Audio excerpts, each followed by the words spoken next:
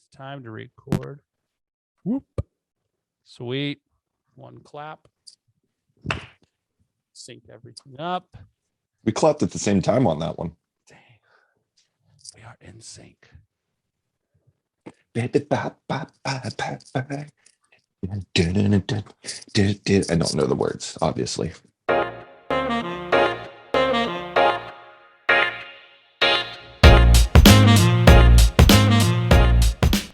Well, good morning, good afternoon, good morrow, whenever you are reading this, watching this. Here we go.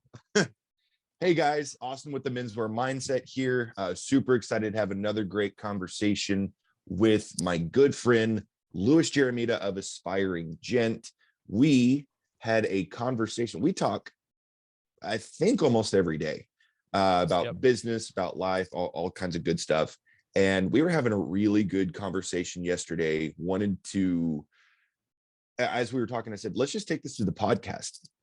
And so we're going to be talking, we were talking right before we started recording, what are we titling this? I mean, we know like the subject matter, but I mean, what are we presenting to people?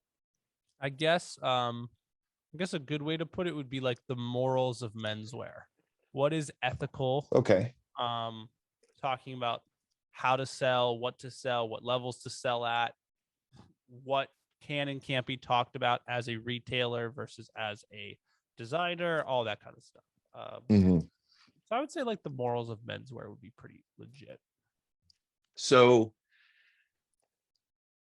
Louis and I have been blessed to be in connection with a lot of great men in this industry, people who are very passionate, very knowledgeable, and just have a very exciting page. Even if we don't connect with their aesthetic and their perspective, we appreciate their passion and what they have to offer.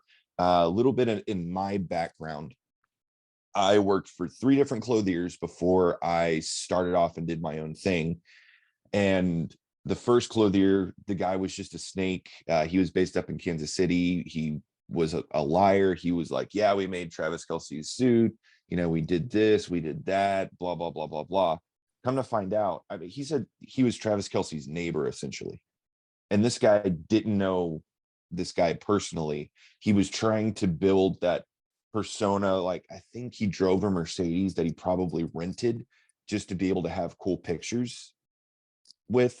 And it was something that I noticed a lot of things kind of bubble to the top, and I'm going, I'm not going to deal with this, because this is a guy who's lying. I mean, he said he took a $300,000 loan out to start his custom clothing business, but he didn't even have a storefront. I mean, Louis, you and I know that like most manufacturers, to start an account is what, between $400 and $1,000 at max. Yeah. I mean, I started my entire store, which is retail, tailoring, and custom, for $50,000. Everything. Exactly. And I still had like 10,000 left over. So like 40,000. Yeah. So that was something I was looking at him going, no, I can't do this. And then the other 2 clothiers, we were the same thing. And I'm going, no, my name means so much to me. If I'm presenting a product, I want to make sure that people are buying into the lifestyle and they're buying into the culture that I'm trying to build and I'm trying to set. Now, a little into the menswear game, for those of you who are not in it, there are only a certain number of factories. So a lot of the clothiers that you're seeing, if they look similar, it's because it's the same cut pattern, because they come from the same factory. They may design it different. Their perspective may be different. We know probably 3 clothiers that we talk to on a fairly regular basis, and they all have the same manufacturer, and they all have different price points, which kind of gets us into, one of our next topic of like, what is ethical in menswear? I mean, do you think that there's kind of like a status quo of ethics and, what you would consider fair in the menswear game? Because people might just think a suit is a suit.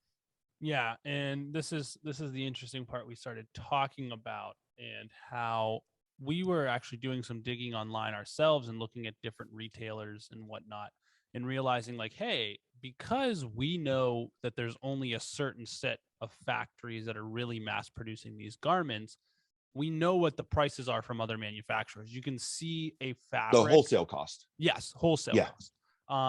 So you can see a fabric on someone's website, and you can know just based off of your dealings with multiple different factories that this should be around this range. And we were looking at some people, and they were like, "Well, you're selling these fabrics at much higher ranges than what the factory is selling it to, and what a normal markup is."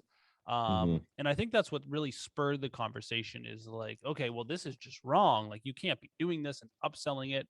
And then the conversation casually kind of just morphed into, well, it's not that that is wrong, because you can mark something up as high as you want. Like, you see drop shippers do it all the time. um, the real morality of it is if you're offering a product that isn't fairly descripted. So if you're saying here is a rate of cloth, typically retail, you're looking at like $1,500 for this suit because of the type of construction of the fabrics. But this guy's selling it for 3,000. The real moral dilemma is if he sends it to you and it's actually another mill's cloth and it's not really Yeah. all wool, or it's not actually the right colors that he had described, or there's something else that he kind of like hid in there that wasn't fully disclosed to you. But just because you decide to mark something up very high doesn't necessarily mean you're doing something morally wrong.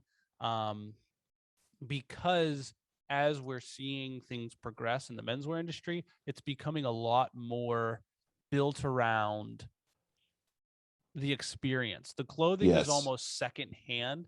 I Yeah. say this all the time to customers and friends and people on social media. Clothing is becoming more of an art form, an expression of oneself, than it is an obligation. So and to some people, it still is an obligation. They just throw clothes on because they have to. But we're finding out that guys are wearing these items and wanting these nicer quality things because it says something about them. It fits into the lifestyle that they want to have. And it's just all around the image that they're trying to portray. It's not, I need a suit and a tie. Kind of like what you were saying, Austin, and you wanting to curate your name and your brand to be a lifestyle, not just a pinstripe suit or a Glen check suit. Um, I think that's really where you get into the margin play. And it really kind of started the conversation, which I thought was really cool. Is really, yeah, I could sell a VBC cloth for $8,000, which would be like what, like 3,000 times markup of whatever that cloth may actually be worth. Be a But if great profit margin. exactly, but if my company is offering a superior service on top of that, well, Yeah. then it all makes sense because you're buying into more Yeah. than just that cloth. And even specifically, you had mentioned Rada, Rada and VBC. Rada is probably not as well known. Thomas Mason, they're no, they're a shirt cloth. There's another one. I can't remember the name of it. But like, the Spirit McKay and Suit Supply, like they'll use those cloths. And, I think it really comes down to the construction because, there's clothiers that we've seen sell a VBC suit for $2,500. And we've seen a Suit Supply VBC suit sell for $500-600. So, there's a $2,000 price difference. Where does it come down to? Well, part of it is the construction too, because a ready-made VBC suit is going to be the price that it is. But also, like, if you got that thing bespoke, which again, neither of us are bespoke, we would love to get into that space one day, but it doesn't add value to the clientele we are trying to reach at this point in time right now. Yeah. But if it were something that were, bespoke, it could make sense that that suit would be $3, $4, $5, $6,000 because of the process and the construction, but also the experience. When you're going into a tailoring house, if you watch any video of like one source, like, Kirby Allison and the Hanger Project, when he goes to Savile Row, he's walking into these different tailoring houses, and they've all got a different vibe, all got a different feel. Like someone who's been there forever, like Anderson and Shepherd, they're going to have more of a kind of a classic classic taste, you know, like reds and mahoganies and deep rich tones. And Yep. then you look at someone like Richard James, who's rock and roll, a little more fashion, a little more upbeat, a little more modern, but they all have different perspectives. So I mean, I've heard stories that they even turn people away and say, hey, listen, we're not your place. Like if you're going into Anderson Shepherd for like a soft constructed, more draped cut suit, and they're like, man, I want something really skinny, tight, fine. I want it bold. And they're going, we're not your place. We don't do that. Go to Richard James. Like they'll specifically tell people to go to other brands. Of course, they want to serve you, but they're staying true to their house style. And obviously there's changes that they can do, but they're staying true to, you know, to themselves. Yeah. And so getting back on the point that I was trying to talk about was, you know, it's the quality and the make that sets it apart. Because again, there's only so many fabric mills. And honestly, I've even heard that there have been in the past, I don't know if they still do this anymore, but big fabric mills that will get their things made from China, which again, China is an interesting discussion, but there's good stuff that comes out of China and there's bad stuff that comes out of China. Yeah. There's some good mills that, you know, make good stuff and bad mills that make bad stuff. But I've heard that there were some higher end Italian mills that would get stuff made in China, slap a made or design in Italy fabric on it, and it's considered an Italian product. Wow. There's so many people who say like, you know, in my experience in thrifting and buying eBay, you wouldn't believe how many labels that I saw that said designed in Italy, but it's like made in Vietnam or made in China. Like, yeah, you're getting it for a cheaper price because it's at that level, but design in Italy, like in my opinion, that doesn't make sense, because the same design team that could be in Italy could also be in Amsterdam or Canada or whatever, and they're still designing the same product. So it doesn't matter where it's designed, it's from the perspective of the designer. So I almost think that's more unethical than upmarket, like upselling a fabric. Like to say, oh, this was just like, it's not immoral to say it was designed somewhere, because that could be true. But the fact that you're leading people to think that this was made in Italy, when, you just sent it to a copycat mill in China that just reproduced your fabric at a cheaper price, and now you're like, oh, it's Italian. We had a are you familiar with I think it was Vinci? No, Statement Suits. Are you familiar with them? I feel like I've seen like a sponsored ad on Instagram or something. So they're a brand that I used to have when I worked at the other shop. And these suits were like, when you think of crappy fabric, you thought of this suit. It's that shiny, it says it's 100% 150s wool, but it's like shiny. It like almost like fits you like a box, because like the fabric doesn't feel good. It doesn't drape. Yeah, it's just like always like cold to the touch. Like there's nothing great about this fabric. The suits we sold them for like $200. So it just kind of tells you what kind of ready-made suit this was. In all of their stuff said designed in Italy, 100% wool. And I'm like, do you really think that anybody is believing you that our cost was probably like $100? Not even, probably like $80 for a suit. And you're trying to make me believe that this is a handcrafted suit in Italy? Like, come on, stop.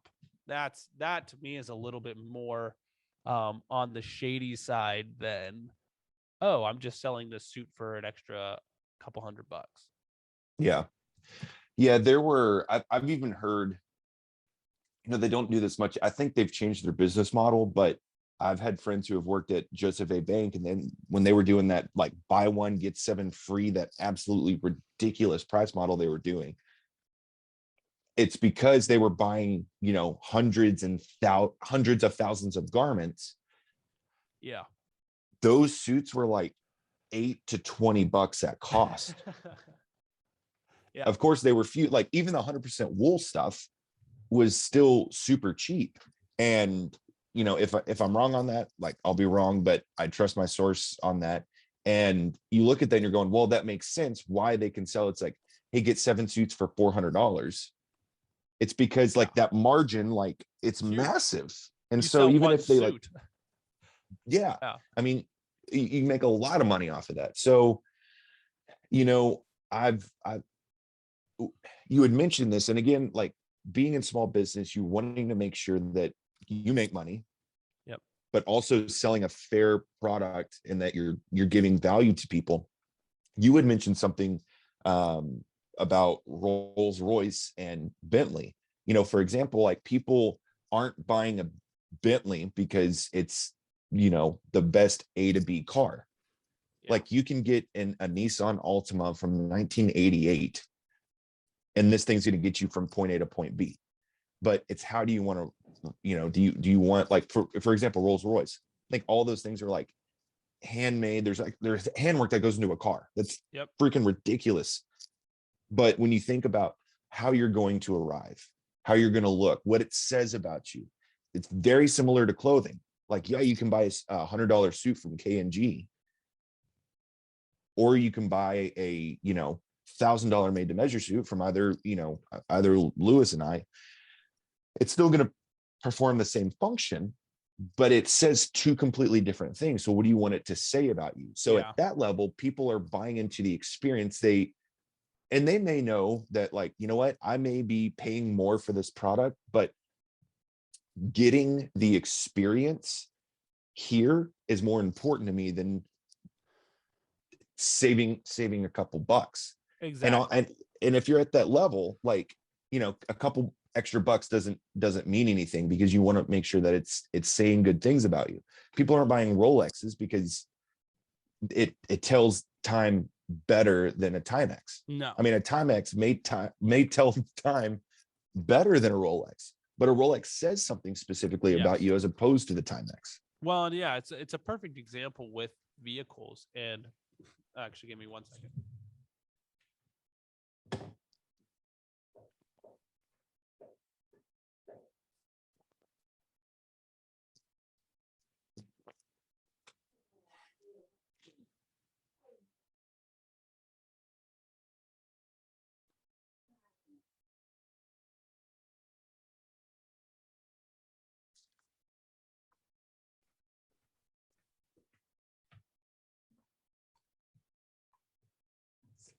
Perfect. There we go. So yeah, I see it as like you've got like your different models. You've got your Honda Accord, great suit, gonna get you to A to B, not gonna break down on you. That's like your suit supply. It's cool style, it's trendy, it's decently made. Then you move up to like your Tesla models, which is like the me and you, the independent clothiers that understand what they're doing. It's still custom and made to measure, but it's still a better product to an extent. And then you move up to like the Bentley, the Rolls Royce, the Lamborghinis, and then you get into like bespoke, tailored houses, Savile Row. And you're kind of just moving up that hierarchy, trying to see what fits for you. Because some people, a Honda Accord is all you want and all you need, and that's fine. Go to the K&Gs, go to the men's warehouses, go to those places, buy a cheap suit, wear it once in your life, and never put it on again. But as you're slowly moving up the ranks, you start to see why certain cloths might be worth more in certain brackets. And I think it's Bentley who, whenever you need your Bentley serviced, they send a technician to you because they don't want their cars coming back. Like that's their thing. Like we don't want our cars coming back to us. We send somebody to you. So if in the tailoring world, it was the same way, say I sold you a one of these, I think this is a BBC cloth. Normally I would sell that for like, I don't know, like $1,200, something around there. But what if I told you no matter where you were in the world, if you needed alterations, I would fly to you, fit them, and get them done within a day? Well, then I would sell that same fabric for about like $8,000, because you're buying into a service that I now need to be able to follow up on, follow through with. Even though the fabric hasn't changed, what I'm offering you on top of it has changed. Or Yeah. there's even some instances where I've considered anybody that buys a certain range of suits is automatically invited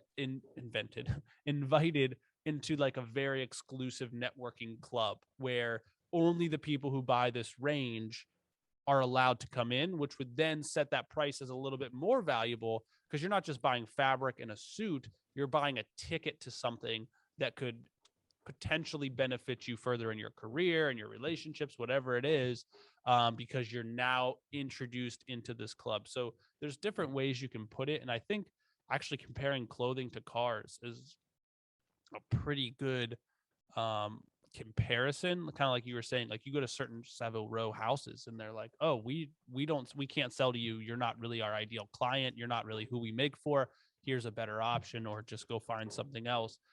People that go buy a Lamborghini, they don't get to sit in the Lamborghini and be like, you know what, I wish these seats were a little bit more comfortable. Like, can you make this like a little bit more spacious and give us some more room so we can have a bunch of people in the back?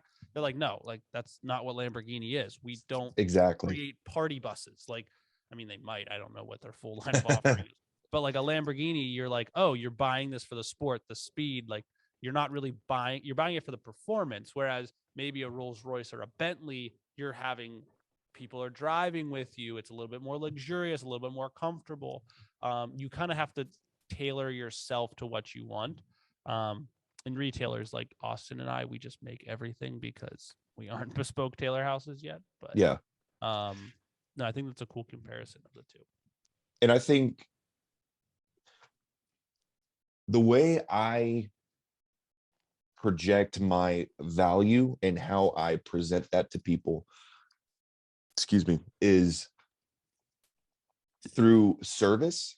I've delivered to people. There was one guy I drove an hour away.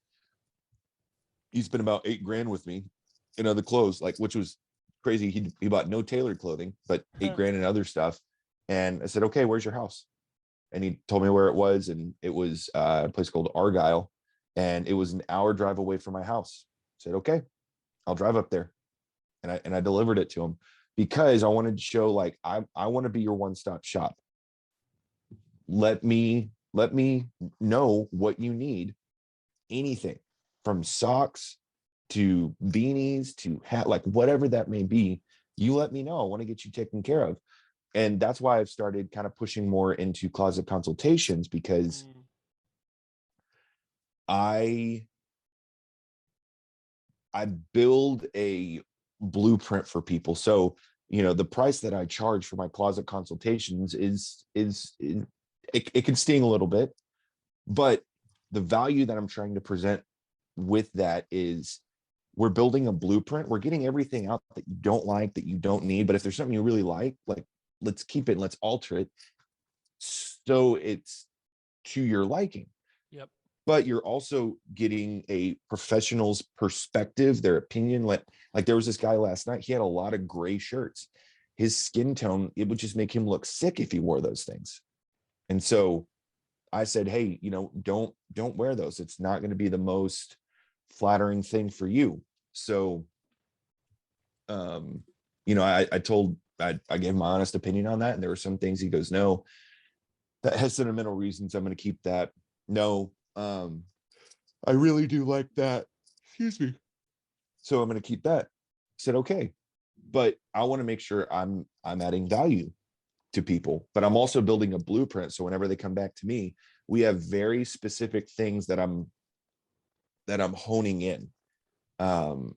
We have very specific things that we are identifying, because with the closet consultation, we're identifying those holes. So we have a very clear blueprint moving forward, what we need to get, what you like and what you don't like. But it also gives me a better idea of what you like, what you don't like. There were plenty of things I was going to present this guy, but after seeing his closet, what he likes and what he doesn't like, I'm going, okay, I need to change some things. This guy isn't as conservative as I thought he was.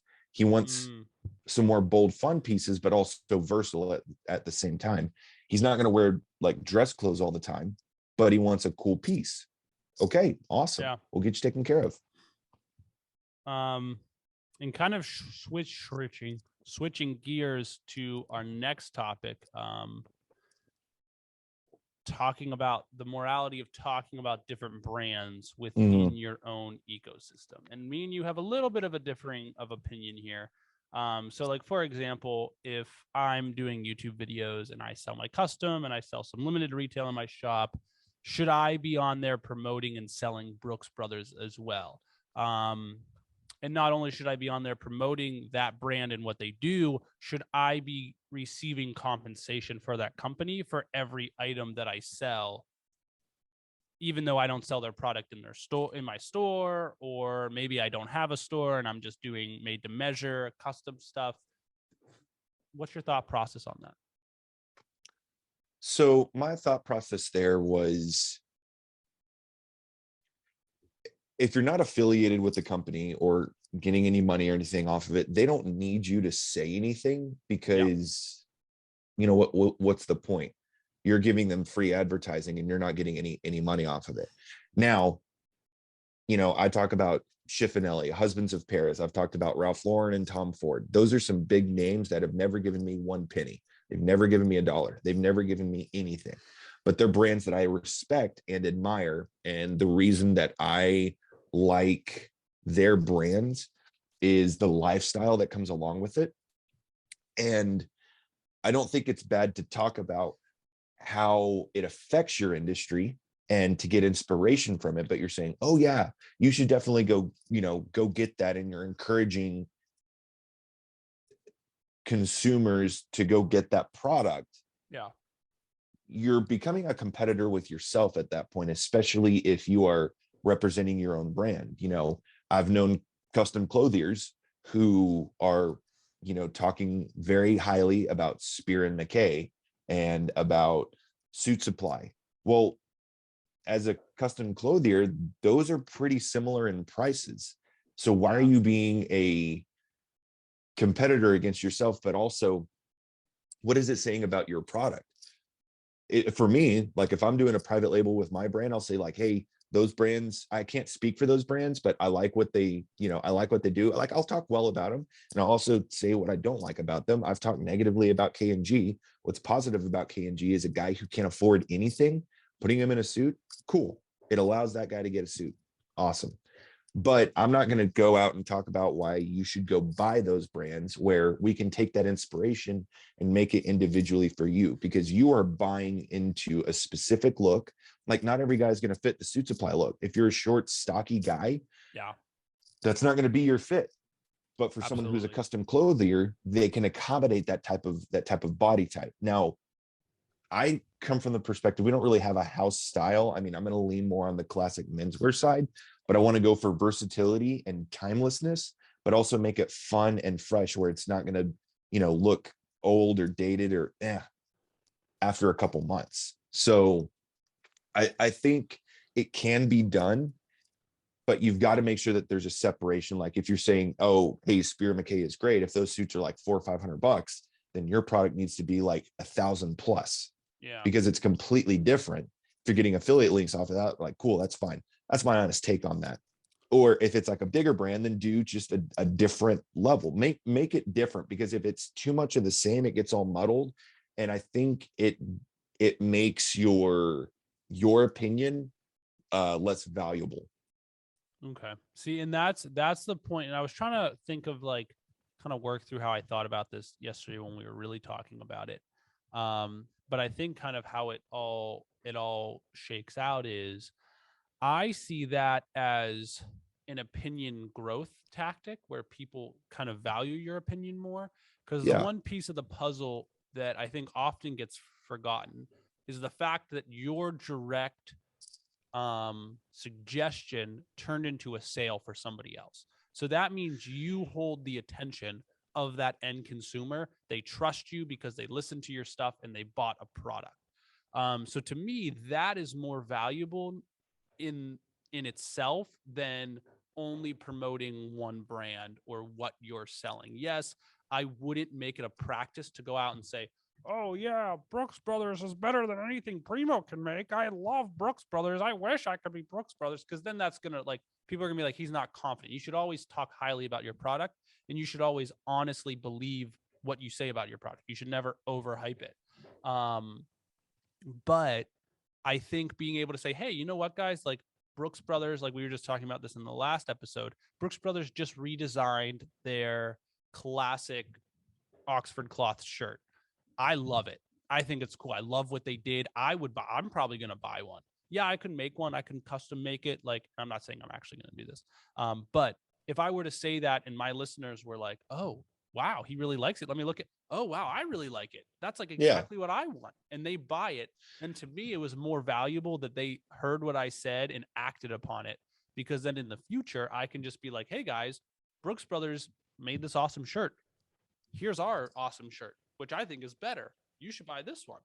And if Yeah. I honestly believe it, I still hold the attention, and people don't just want to hear a spokesman for their brand, because then it gets too selly. It gets too like, buy mine, buy Yeah. mine. Because obviously there are companies that I don't want you to buy from because they're similar to what I do, but they're still Yeah. decent clothing. It's decent clothing. Yeah. I'm not going to be mad if you bought it. Like you made a good purchase, but I think having that authenticity and transparency to say, yeah, there are other companies that are very similar in comparison in quality.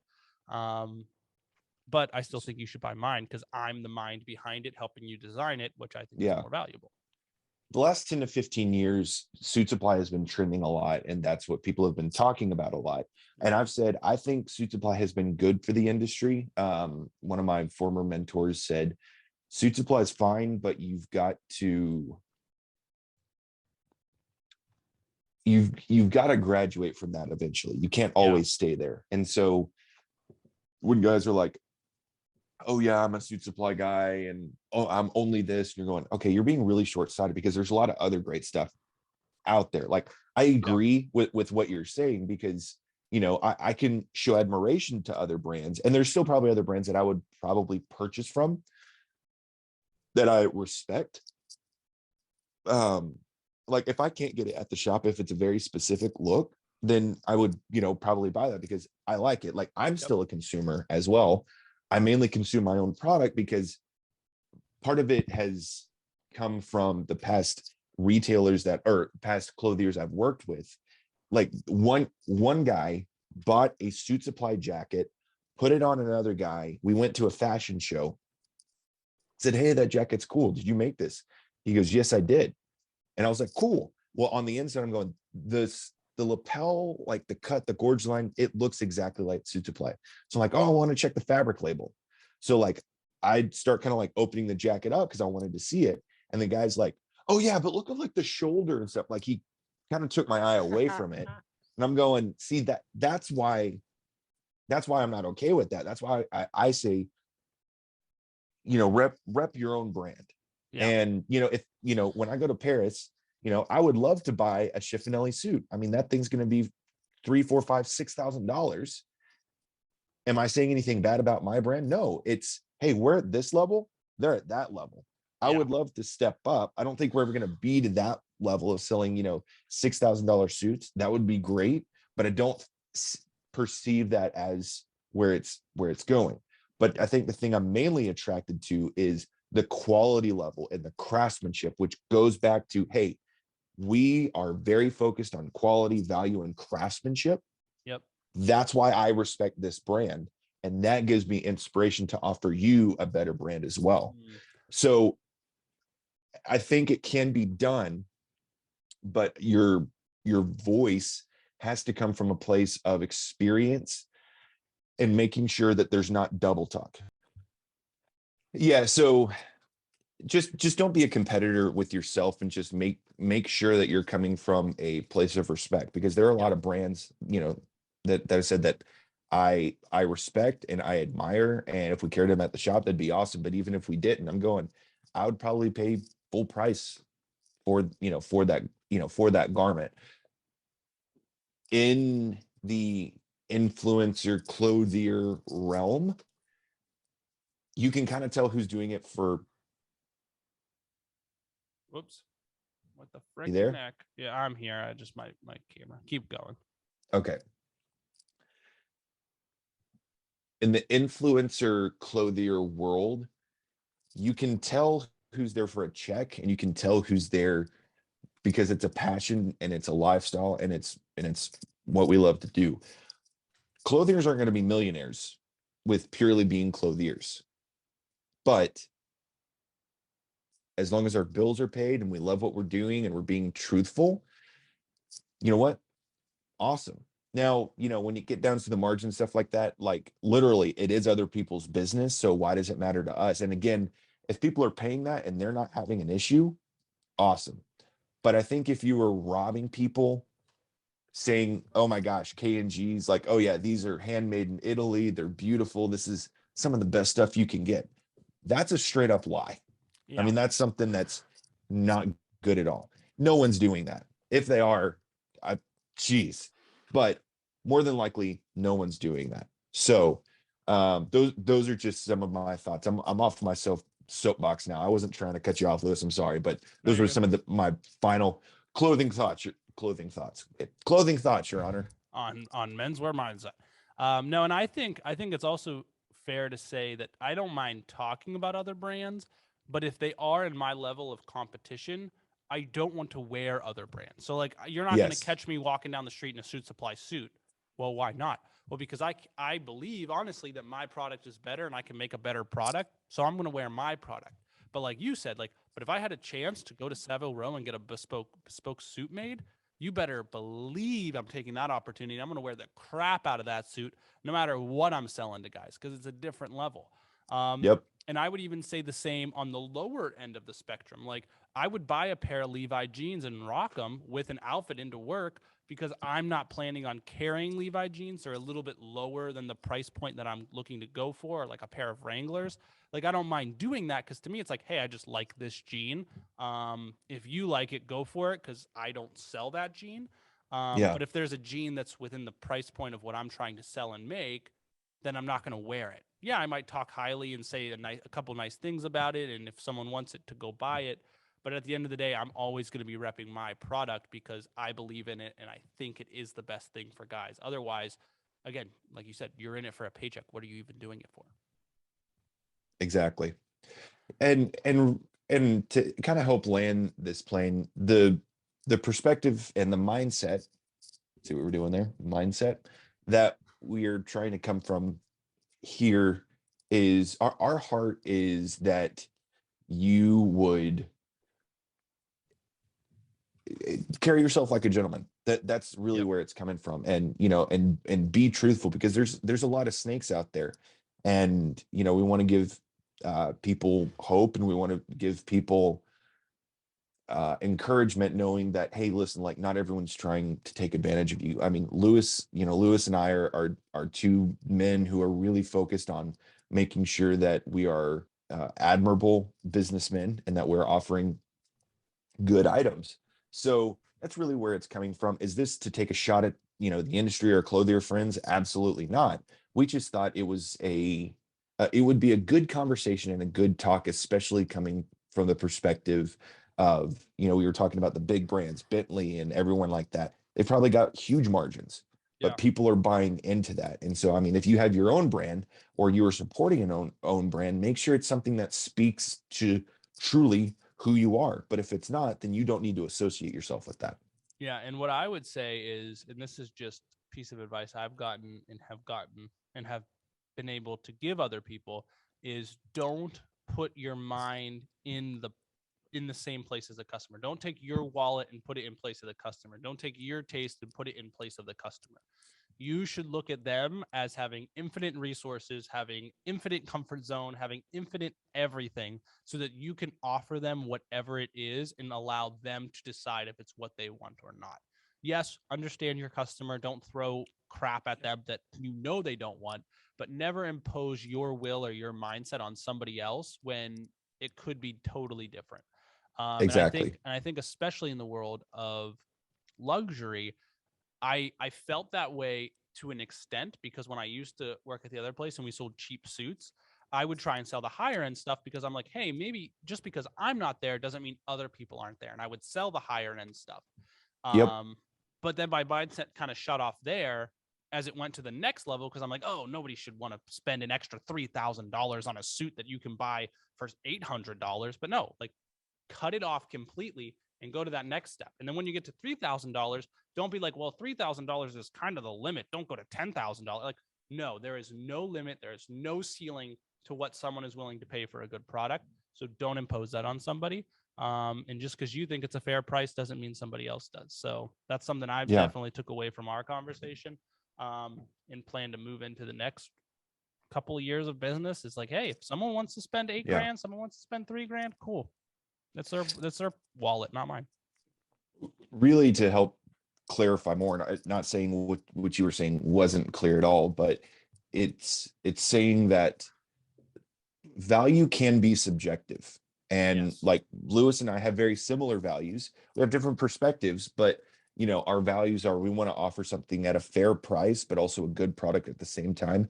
And as a young retailer, I mean, that's a great mindset to have when you were talking about, I want to make sure that I'm not saying, well, it's kind of expensive. Are you sure you want this?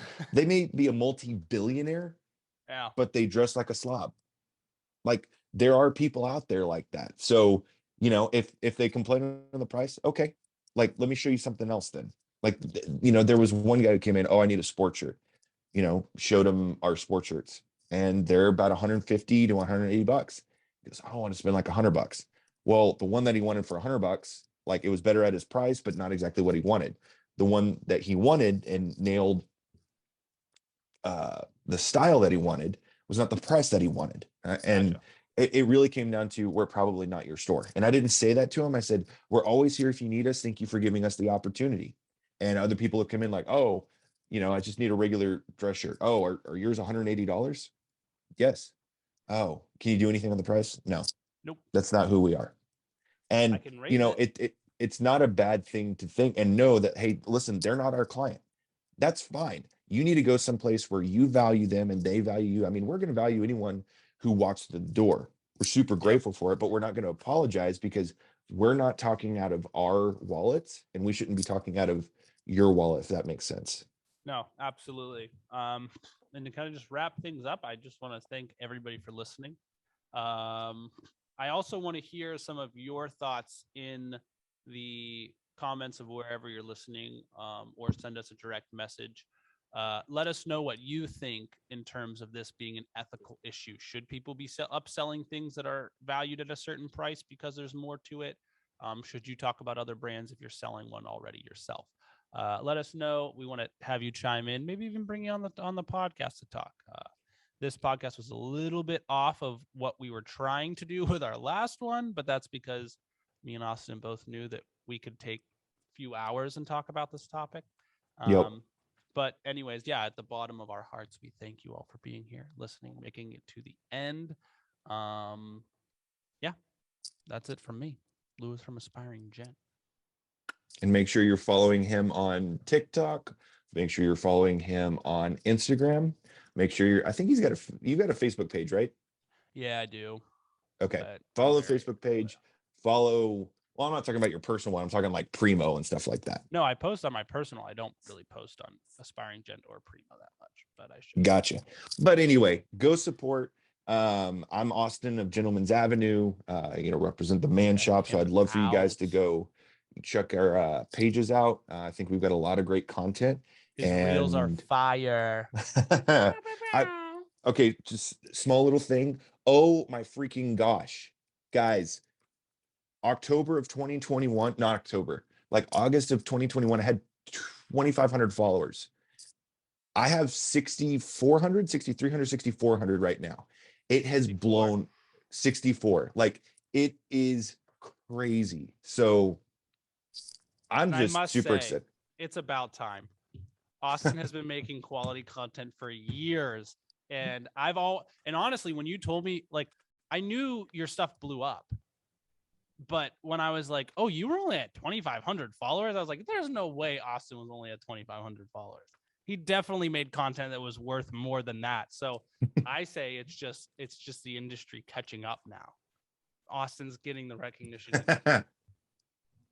Well, you're too kind. Well, I'm grateful for all of you guys as well. So definitely go check us out at the Menswear Mindset Podcast. We've got an Instagram page. So connect with us there. We'll become more active. 2022 is going to be a big year for us.